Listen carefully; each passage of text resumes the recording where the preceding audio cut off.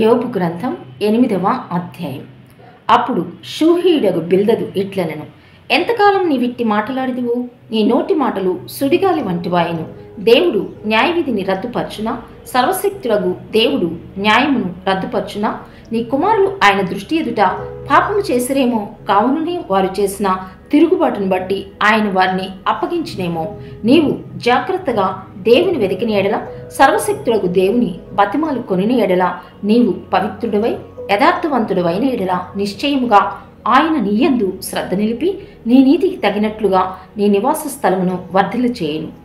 అప్పుడు నీ స్థితి మొదట కొద్దిగా ఉండినను తుదును నీవు మహాభివృద్ధి పొందుదువు. మనము నిన్నటి వారమే, మనకు ఏమీయూ తెలియదు. భూమి మీద మన దినములు నేటి వలె ఉన్నవి. మునుపటి తరము వారి సంగతులు విచారించుము. వారి పితరులు పరీక్షించిన దానిని బాగుగా తెలుసుకునుము. వారు నీకు బోధించుదురు గదా, వారు నీకు తెలుపుదురు గదా. వారు తమ అనుభవమును బట్టి మాటలాడుదురు గదా. బురద లేకుండా చమ్ము పెరుగునా, నీళ్లు లేకుండా రెల్లు మొలుచునా, అది కోయపడక ముందు బహు పచ్చగా ఉన్నది, కానీ ఇతర మొక్కలన్నిటికంటే త్వరగా వాడిపోవును. దేవుని మర్చి వారి గతి అట్లే ఉండును. భక్తిహీనుని ఆశ నిరర్ధకమగును, అతని ఆశ భంగమగును. అతడు ఆశ్రయించున్నది సాలిపురుగు పట్టే. అతడు తన ఇంటి మీద ఆనుకొనగా అది నిలువదు. అతడు గట్టిగా దాన్ని పట్టుకొనగా అది విడిపోవును. ఎండకు అతడు పచ్చిపట్టి బలియును.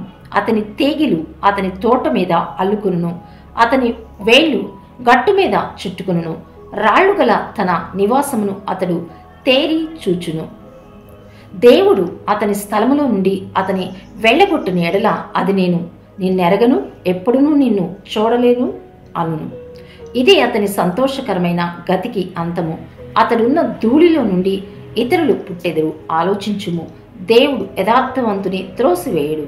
ఆయన దుష్కార్యములు చేయు వారిని నిలువబెట్టడు. నిన్ను పగబొట్టువారు అవమానభరితులగుదురు. దుష్టుల గుడారం ఇకను నిలవకపోవును.